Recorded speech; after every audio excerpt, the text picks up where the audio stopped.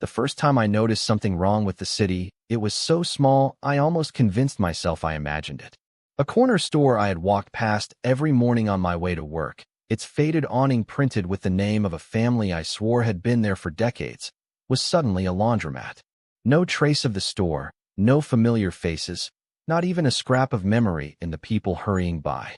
I stood there too long, staring at the window as if I could force the memory back into existence, and the only thing I felt was the gnawing certainty that I hadn't dreamed it. Later that night, when I found the journal, the unease turned into something far heavier. I didn't find it in any obvious way. It wasn't mailed to me, or given by a stranger, or dropped on the sidewalk.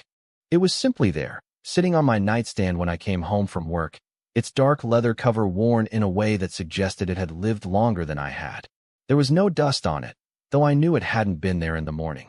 I stared at it for a long time before I touched it. The air around it felt denser, as if the book had its own gravity. When I opened it, the first page was blank, but as I flipped forward, I found handwriting. My handwriting, in a style I used when I was younger, sharp and deliberate. The words described streets and buildings I recognized, but not quite as they were now. It was as if the journal was cataloging a version of the city that had already slipped away. One entry caught me. On the 17th, the southern block of Fairview will be gone. People will not remember it, except you. Trust no one who insists it was never there. My throat tightened as I read it again and again. Fairview was 5 minutes from my apartment. I closed the journal and shoved it under my bed, telling myself I was tired, maybe hallucinating. But the next day, I walked down Fairview out of restless fear. The block was intact. The bakery with the cracked window, the bookstore that still smelled of paper and ink, the apartment building with peeling paint. Everything was exactly where it should be. I laughed out loud at myself, embarrassed even though no one noticed. But then the 17th came. I woke up unsettled, the words from the journal echoing in my head. I told myself I wasn't going to check, that feeding the paranoia would only make it worse. Yet by noon I was there, walking down Fairview with my pulse hammering in my ears. And it was gone.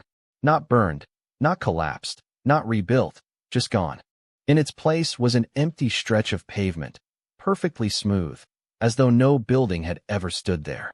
The bakery, the bookstore, the apartments, all erased. Worse than that, the people moving past me didn't hesitate. They didn't stop, didn't glance at the empty space, didn't question why there was suddenly nothing where something had always been. I grabbed a man by the sleeve, desperation making my voice sharp. What was here? Do you remember? He looked at me with the bored patience of someone humoring a stranger. Nothing's here, he said, pulling free. It's just always been like this. I couldn't breathe. I walked the length of the block 3 times, hoping to see some trace of what I remembered, a scrap of wood, a piece of glass, anything. But the sidewalk was too clean, unnaturally clean, and I felt like I was walking on skin pulled tight over something hidden. That night, I couldn't sleep. I pulled the journal back out, turning through the pages with trembling hands. There were more entries, some dated in the future, some without dates at all. They described pieces of the city vanishing one by one, and always the warning. You will remember, no one else will. I stared at my own handwriting and wondered how it was possible. I hadn't written these words. I was certain of that, but every curve of every letter belonged to me. I read until my eyes blurred, until I felt the creeping sense that the room itself was thinner than it had been before, like the walls had shifted an inch outward. At dawn, I shoved the book into my backpack and left my apartment, not sure where I was going. Only that staying inside felt like suffocating. The streets were quiet, unusually so. I stopped at a cafe I had been to hundreds of times, ordered coffee, and tried to convince myself I was fine. But when the barista handed me the cup, she looked at me oddly. You're new around here, right? She asked. Haven't seen you before. My stomach dropped. I opened my mouth to tell her I came here 3 times a week, that she had served me dozens of times, but something in her face told me not to. I just nodded and stepped back out into the street. The city felt different then, though nothing had visibly changed. It was as if the memory of what had been was slipping from everyone else while I held it too tightly, burning myself with it. I sat on a bench and pulled out the journal. The next page was dated the 21st. The East Side station will vanish, it said. You will remember the trains, the announcements, the crowd. They will not. My hands shook. That was 4 days away. I closed the journal, pressing it against my chest like it might steady me, but all it did was pulse with a strange weight. I realized then that the book wasn't warning me, it was binding me. Every page was a chain, tethering me to memories no one else was allowed to keep. And as much as I wanted to throw it into the river, I couldn't. The leather felt warm, alive, as though it knew I would never let it go. When I finally lifted my eyes, the city seemed to ripple faintly, a shimmer along the buildings in the distance, like heat rising from asphalt. For the first time I understood with terrifying clarity, the city was not solid. It was unraveling, and I was the only one being forced to watch. For the next 4 days I lived in a fog of dread, every hour haunted by the words in the journal. The East Side Station will vanish. I replayed it in my head over and over, and each time the certainty grew heavier. I tried to ignore it, tried to bury myself in work, in conversations, in the dull rhythm of daily life, but nothing stuck. People's voices slipped past me like static. Screens and headlines blurred, meaningless. Even my own reflection in the mirror looked like a stranger wearing my face, someone who belonged to a city I no longer recognized. On the morning of the 21st, I woke early and rode the bus straight to the station, unable to stop myself. The ride felt endless, every bump and stop pulling me further into inevitability. When I stepped off, the station loomed as it always had, towering iron arches, peeling green paint, the steady churn of trains sliding in and out. People rushed past me, tickets in hand, coffee spilling, arguments rising and falling. Everything was normal, painfully normal, as if daring me to believe the journal was just a sick trick. I stood on the platform, my heart in my throat, staring at the clock as the minute hand crawled forward.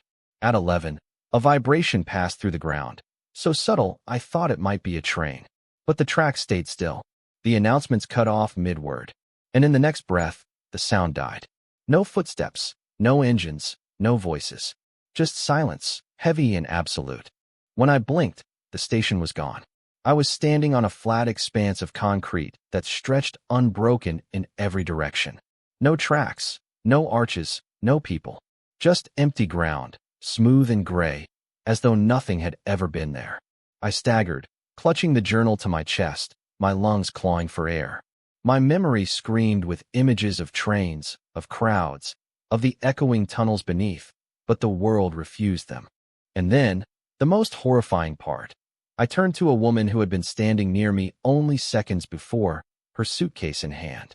She looked around with mild confusion, then frowned and muttered, "Strange place for a bus stop," before walking away as though nothing had changed.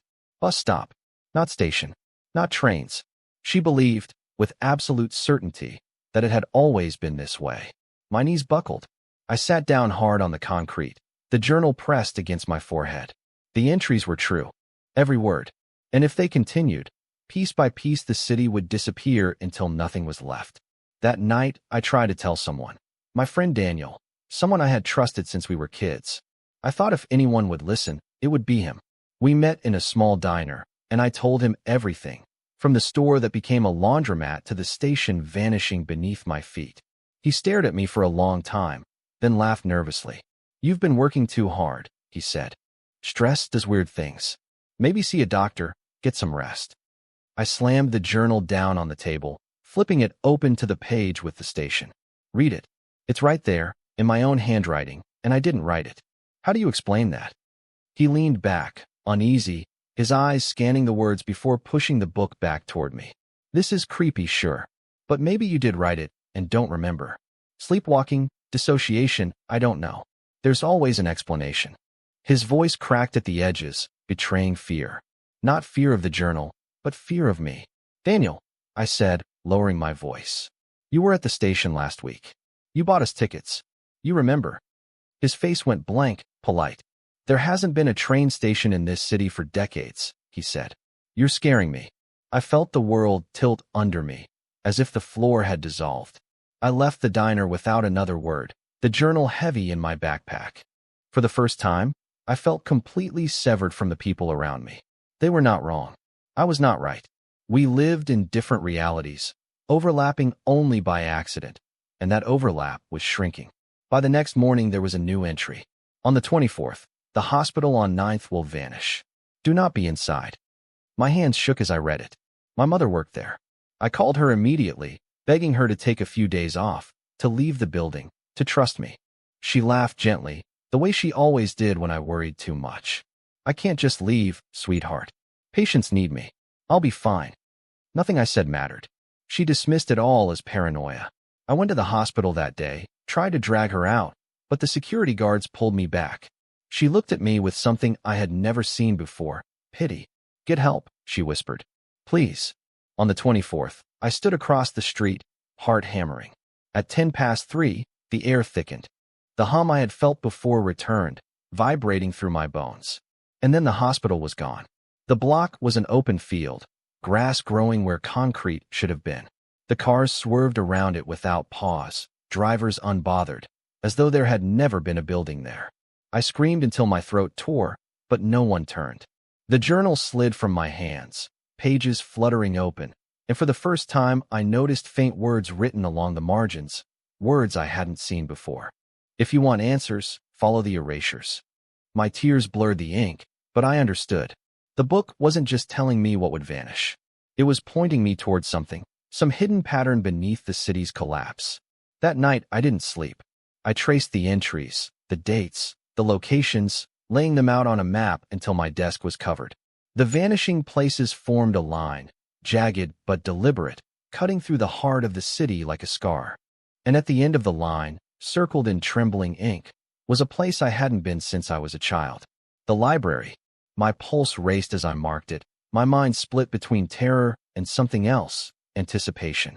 If the pattern was real, if the journal was guiding me, then whatever waited at the library was the reason I still remembered. The reason I was cursed to carry the weight of two realities while everyone else lived blind. As the clock struck midnight, I closed the journal and whispered to myself the one truth I could no longer deny. I was not reading a warning. I was being led. I hadn't stepped inside the old library in nearly 20 years, not since elementary school field trips when we shuffled in lines past towering shelves and whispered about ghosts in the basement.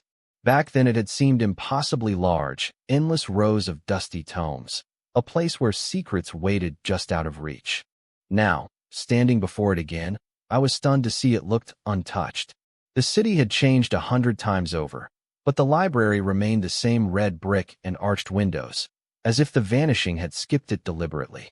My chest tightened as I pushed the door open and the scent of paper and dust washed over me, a smell so strong and familiar it made my eyes sting. The lobby was deserted, the fluorescent lights buzzing faintly above. Rows of shelves stretched into shadow, and I swore the air itself held its breath, like the building knew why I was there. I opened the journal. The entries from before were the same, unchanged, but along the margins new lines appeared, almost invisible unless I tilted the page just right. Downstairs. Second aisle. Fourth shelf. My throat went dry. The journal wasn't just predicting anymore. It was directing me. I forced my legs to move, my footsteps echoing too loudly as I crossed the marble floor. The stairwell yawned at the far end, leading to the basement archives. Each step down seemed heavier than the last, as though the air thickened with every breath. When I reached the bottom, the lights flickered once, then steadied, casting the rows of shelves in pale yellow glow. Second aisle. Fourth shelf. I counted with shaking hands, my pulse hammering in my ears. When I reached the spot, my gaze locked on a thin, leather-bound book with no title. The moment my fingers brushed it, I heard a voice behind me. I was wondering when you'd come. I spun around, heart slamming against my ribs. A man stood at the edge of the aisle, leaning casually against the shelf as though he had been waiting there all along. He wore a dark coat, his hair streaked with gray, eyes sharp but tired. "Who are you?" I demanded, clutching the book to my chest. He smiled faintly. "Like you, I remember. Name's Elias." The sound of his voice hit me like a jolt. Someone else who remembered. My knees nearly gave out with the relief of it. You know about the vanishing?" His smile faded. "I know more than that. I know what's coming." He gestured at the journal still clutched in my other hand. "It led you here, didn't it? That means it's chosen you." My mouth went dry. Chosen me for what? Elias stepped closer, lowering his voice. "To decide how much of this world survives, and how much disappears." My grip tightened on the books, panic rising. "You're saying I'm doing this?" Not directly, he said softly. But your choices determine the pattern. Every time you turn the page, every time you follow its instructions, you anchor the path it takes. That's why you still remember. The book needs you to witness what it erases. The words sank like stones in my stomach. I thought of my mother, gone with the hospital, her absence swallowed by everyone but me. If that's true, I whispered, then I killed her. Elias's expression softened, almost fatherly. No, you didn't write the pattern. You're caught in it, same as me. The only choice we have left is whether to fight it or finish it. I wanted to scream, to deny every word, but deep down I knew he was right. I had felt it the moment the first store vanished, the pull, the weight, the invisible hand guiding me forward. And now it had delivered me to Elias, the only other person cursed, or blessed, with memory. I forced myself to look at him. Why me? He gave a bitter laugh. Because you opened it. Once you see the words, once you read them, you're bound. Same as I was. And what happened to you? His eyes darkened. I lost everything. A wife who no longer remembers me. Children erased with their school. Whole neighborhoods gone while I screamed myself hoarse. And yet, like you, I couldn't stop following it. He nodded toward the untitled book in my hands. That's the key. The one they don't want you to find. It explains what the journal really is. My hands trembled as I opened the leather cover. Inside, the pages were filled with dense handwriting, diagrams, maps of the city with thick lines crossing through certain blocks. My eyes caught on a phrase written over and over again. Memory is the last defense. Elias placed a hand on my shoulder, his grip firm. This is the truth. The vanishing isn't random. It's a collapse. Our city sits on a fracture between realities, and the journal is the thread pulling it apart. We either cut the thread or get pulled with it. The fluorescent lights flickered violently, shadows lurching across the walls. The journal in my bag grew warm, as though reacting to the other book in my hands. Elias's face tightened. It knows we're here. We don't have much time. My thoughts spun, crashing against one another. My mother gone. The station gone. Whole lives erased while strangers walked past without care. And now Elias telling me I had to choose between fighting the journal or letting it finish what it started. My stomach turned. How do we fight it? I asked. His eyes met mine, grim and unwavering. We go to the fracture itself, the place where all these vanishings converge. If we destroy the journal there, maybe, just maybe, the collapse stops. He took a step back, his voice lower.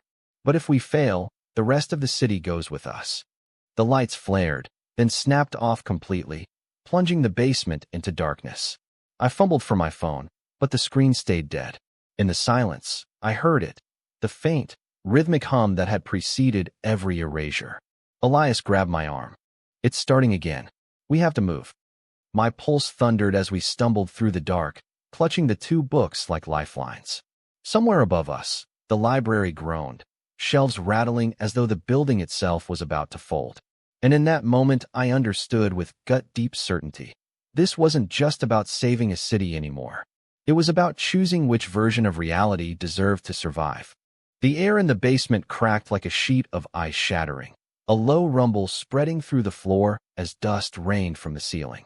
Elias pulled me toward the stairs, his grip iron tight, his eyes darting toward the trembling shelves. If it takes the library, it'll take us with it, he hissed, and together we stumbled upward in near darkness, the faint glow from emergency lights barely enough to see. My chest burned, each step a battle against the weight pressing down, as though the building itself resented our escape. When we burst into the main hall, I saw the marble floor warping, tiles bending inward like a whirlpool. My legs froze, but Elias yanked me forward. "Don't look at it," he shouted. I tore my gaze away, clutching the journal against my chest, feeling it pulse like a second heart. We shoved through the doors into the night air. For a moment, I thought we had escaped, but when I turned back, the library was gone. Not crumbled, not destroyed, just gone. In its place was a smear of white light that lingered for a heartbeat before fading into empty space, leaving only a vacant lot surrounded by flickering streetlights. I gasped, the shock of it hitting me harder than I expected. Another place I had known since childhood, erased as if it had never been. "We don't have much time," Elias said, his voice ragged but steady. "It's accelerating." We hurried down the street, but every block we crossed, I felt the city bending wrong. The lights flickered in rhythm with the low hum that grew stronger, vibrating in my teeth. Cars at the curb shimmered, their outlines doubling like bad reflections, and the air tasted metallic. I caught sight of a woman on the corner holding her child's hand, and my stomach lurched as the child blinked out for half a second, then back again. Neither seemed to notice. Elias saw it too, his jaw tight. "The fracture's close," he said. "Closer than I thought." We ducked into an alley where the hum softened, shielded by brick walls. My head spun as I tried to catch my breath. How do we even find the fracture? What if it's not real? Elias's eyes burned into me. "It's real, and the journal will take us there." He pointed to the one in my hands. "It's already been guiding you. You know it." I wanted to argue, but deep down I knew he was right. Every vanishing, every direction, it wasn't chance. The journal had been dragging me toward this. My voice cracked. And if it wants to collapse? If following it just finishes the job? Elias didn't blink. "Then we'll stop it before it does. But if we don't go, everything ends anyway. At least this way we have a chance." He reached into his coat and pulled out the loose page he had stolen from my journal earlier. He held it up, showing me the image again. A street torn open, light pouring through the cracks.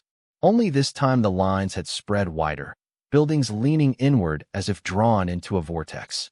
"It's a map," he said quietly. "And it's happening tonight." His conviction should have steadied me, but instead I felt my knees shake. My mother's face flashed in my mind, the last time I saw her before the hospital winked out of existence. I wondered if she was still alive in some other version, or if she had simply unraveled into nothing. The thought burned like acid. "Fine," I whispered. "Then show me where it ends." We moved quickly, weaving through half-empty streets, passing strangers who glanced through us like we were half there already. The hum grew louder, bleeding into every sound, and the journal grew heavier, dragging at my arm. At one point I swore it whispered, words I couldn't quite catch, like a breath against my ear. Elias noticed my flinch. "Don't listen to it," he warned. "It will try to use your fear against you." His words were meant to steady me, but the more he spoke, the more I wondered if I could trust him. What if he wasn't an ally at all? What if the journal had led me to him for a reason? My doubts gnawed at me until we reached the intersection at 12th and Brant. I froze. The street ahead was split wide open, not with rubble or cracks, but with a jagged wound of pure white light, stretching for blocks. Buildings leaned inward, their edges trembling, windows flickering like dying screens. The air buzzed with electricity, hair on my arms rising. People walked past without noticing, their bodies phasing slightly, as if the fracture didn't exist to them. I staggered forward, heart pounding. "This is it," Elias whispered. "The heart of it all." His face looked older in the glow, shadows deepening the lines around his mouth. "Once we're inside, there's no turning back." I swallowed hard, my voice shaking. "And if we fail?" He met my gaze, unflinching.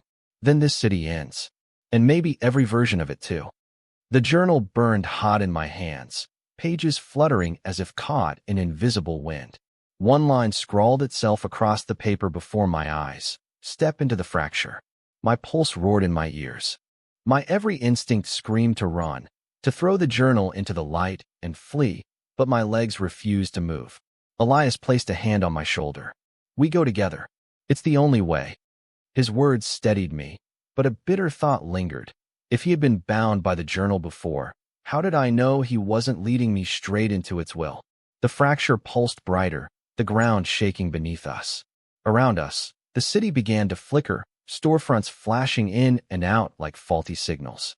A man across the street screamed as the sidewalk dissolved beneath him, his body stretching thin before snapping back into solidity. No one else reacted. No one saw. My stomach twisted, but I knew the choice had already been made. I stepped forward, the journal burning in my grip. Elias followed close, his hand steady on my back. The hum became deafening, the light swallowing the world until all I could see was white. For one terrifying instant, I thought this was the end. Then the ground gave way, and we fell. The fall was endless yet instant, a plunge through silence that pressed against my chest until I thought my ribs might crack. Then, with a violent jolt, the white dissolved, and I slammed onto cold stone. The journal flew from my grip, pages scattering across the floor like dead leaves in wind. I gasped for air, the chill of the ground seeping through my palms as I pushed myself upright. Elias landed a heartbeat later, rolling onto his side and groaning, but he was alive. We were not in the city anymore. Above us stretched a ceiling too vast to comprehend, arched and lined with shifting symbols that pulsed faintly, reshaping themselves whenever I tried to focus. The chamber was circular, endless, and impossibly tall, walls formed not of brick or concrete, but of some reflective material that shimmered between mirror and water. A low vibration filled the space, deeper than the city's hum, resonating in my bones. My eyes fell on the journal where it had landed. Its pages were no longer blank. Dozens of entries filled them now, written in handwriting that was sometimes mine, sometimes Elias's, and sometimes something entirely alien, the words curling into shapes I couldn't parse. I picked it up with shaking hands, scanning a fresh line that formed as I watched. One must be the anchor. One must be the sacrifice. The words drained the blood from my face. Elias, I whispered, showing him. He stared, jaw clenched, then tore his gaze away. It's always been like this. Every collapse ends with a choice. That's why the journals exist, to make someone choose. His voice cracked with fury. But it doesn't have to be you. My stomach nodded. You knew? I accused. You knew this was coming. His silence was answer enough. I stumbled back, the chamber spinning. You used me to carry it here, to play my part. He raised his hands, eyes blazing but desperate. No, I brought you here because you're the only one who can stop it. You've seen the vanishing longer than anyone else. You resisted it when others couldn't. That means something. My voice trembled. Or it just means I was stubborn enough to survive. The chamber brightened suddenly, lights spilling from cracks in the mirrored walls. Through them, I glimpsed fragments of other cities, streets I recognized, buildings that had already vanished, people frozen mid-step. Every reflection showed a different version, flickering like channels in a broken television. Some were bright and thriving, others ruined and empty, but all of them were threaded together by the same low vibration. Elias followed my gaze, his voice low. These are the branches. Every city, every version, connected here. If this place collapses, they all do. Do you understand now why the journals matter? My throat tightened. And the anchor? The sacrifice? He turned back to me, eyes wet. The anchor holds reality together. The sacrifice seals the fracture by vanishing into it. Without both, nothing survives. My breath caught. It wasn't a choice. It was a trap disguised as one. The journal shook in my hands, words bleeding across the pages faster than I could read, until one line burned through everything else. Choose now. The walls trembled, cracks widening, light spilling in sharp beams that sliced across the floor. Elias stepped closer. I'll do it, he said quickly. I should have gone long ago. I'm already tied to this place. Let me end it. My heart lurched, but I couldn't bring myself to trust his selflessness. Or maybe you're just trying to survive another loop? I shot back. He flinched as though struck. You think I haven't paid enough already? Every time this has happened, I've lost everything. Friends, family, myself. Do you think I wanted this? His anger broke, leaving raw grief in its place. Please, don't let it take you too. For a moment, the chamber seemed to close in, every reflection watching, waiting. I looked down at the journal, my own name flickering across one page, his across another, alternating so quickly I couldn't tell which was true. My hands shook. I thought of my mother, of the hospital swallowed in silence.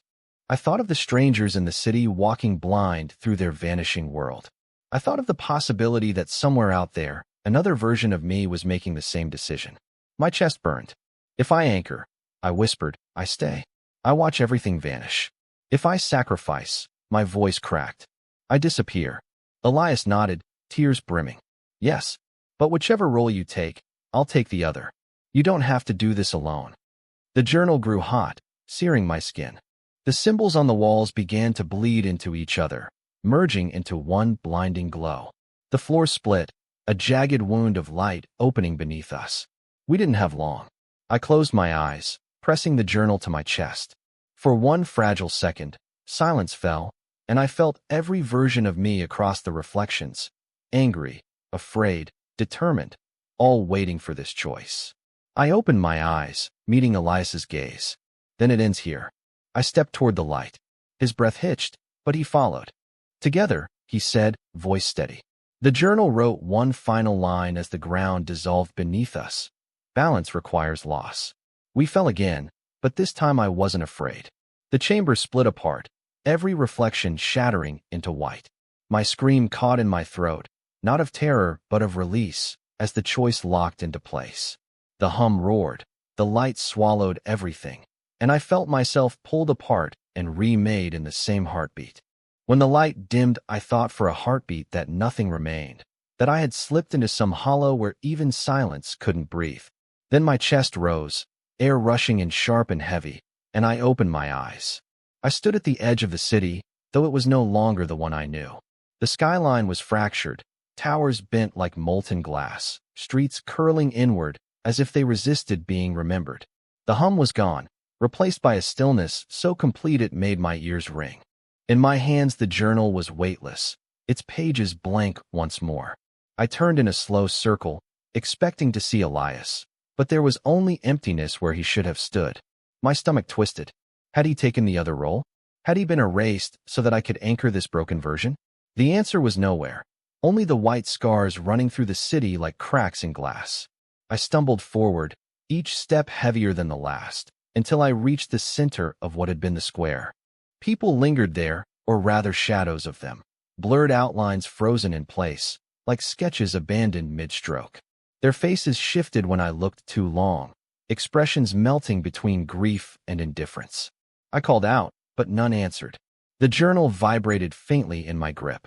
Words bled across the first page in crooked lines. Balance requires witness. My throat went dry. I wasn't the sacrifice.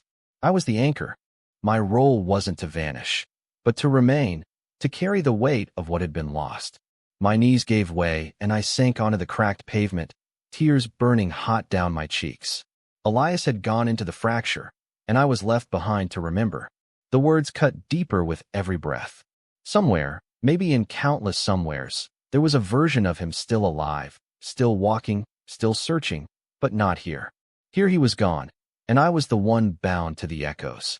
The city around me flickered. In one heartbeat it was whole, bustling with life. In the next it was hollow, towers half dissolved, streets crumbling into dust. I could see them both at once, the before and the after, layered so closely I couldn't tell which was real. My pulse raced as the journal flipped open again, pages turning in frantic bursts until it landed on a single scrawled line. Do not close the book. The implication tightened my chest. If I kept it open, the memory would remain, fragile but alive. If I closed it, everything, the city, Elias, even myself, might dissolve into the white. My hands shook violently, the weight of decision pressing harder than before. My voice cracked as I whispered into the still air, "What if I can't?" But no answer came. I looked up at the fractured skyline, the strange light bending through broken towers, and I thought of every choice that had led here. The night I found the journal. The friends who turned their backs when I told them about the vanishing. The long days pretending I could still belong to a world already slipping away. And Elias, stubborn, furious, loyal in his own warped way. He had given himself to the fracture. I had not stopped him. Perhaps this was the price. Perhaps this was the point. My tears blurred the words until they swam across the page. I held the journal tighter, refusing to close it, and the city steadied. The outlines of people grew firmer, their motion sluggish but real, like actors moving through syrup. Somewhere above, the sky stitched itself into a deep and endless blue. For one impossible moment, it almost looked like salvation. Then the page shifted again, one final sentence bleeding through, witness or vanish. I wiped my face with the back of my hand, my breath trembling. I could walk away now, let the city crumble while I fled into whatever remained. Or I could stand, book open, and keep it here with me, even if it meant binding myself to this fractured reality forever. The silence pressed harder, waiting for my answer. Slowly I stood, legs unsteady, and lifted the journal toward the warped skyline. My voice broke, but did not falter. Then I'll stay. The ground shuddered beneath me, a ripple coursing through the square. The shadows solidified into people, faces I knew, faces I didn't, moving once more, oblivious to how close they had come to erasure. The cracks in the towers mended halfway, never fully whole, but strong enough to stand. The hum did not return, but the stillness became less suffocating, as if the city exhaled. The journal's pages glowed faintly, the words fading into pale scars, no longer demanding but acknowledging. I was the anchor, bound here, unseen by the people I saved, but unable to step away. The knowledge seared through me like fire, but beneath it pulsed something quieter, steadier: resolve. Elias's name echoed in my mind, not as loss, but as proof. His sacrifice had mattered. Mine did too. And though no one else might ever know, I knew. I snapped the journal shut. The world froze, just for a breath, as if startled. Then the pages burned away in my hands, scattering as ash into the air, dissolving before they could touch the ground. My chest ached, hollow and infinite, but I did not fall. The city stood. I turned, facing the horizon where broken towers reached for the sky, and for the first time I understood the true cost of balance. It wasn't victory. It wasn't survival. It was staying behind when every part of you longed to follow. The silence stretched, endless, and I walked forward into it, the weight of witness heavier than any chain.